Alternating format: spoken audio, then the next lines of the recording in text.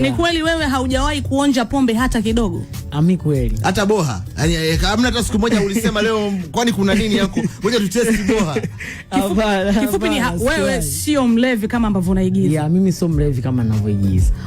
Umeweza vipi kwa sababu tayari umeishi na mtu kwenye familia ambaye alikuwa hivyo. Unajua kuna watoto wengine wanakuta walianza kupiga hivi kwa sababu ya mazingira ya familia. Uliweza vipi? After tayari ndio ushaingia mjini umaarufu hapo. Yaani umeweza vipi kuto? Mimi hapa naishi na kasumba moja kwa sababu babangu mzazi pia Mwenyezi Mungu amrehemu aliachana na mama yangu nikiwa na miezi 4 ya kuzaliwa. Ya kuzaliwa. Na sababu kubwa ni pombe. Ushaona Kwa hiyo kuna wakati katika momenti zao za ugomvi alifika stage hadi anakuja nyumbani kwa wakwe, basi wa mtoto tugawane na nguo za mtoto mnipe, kama mtaki kunipa mtoto mnipe nguo zake.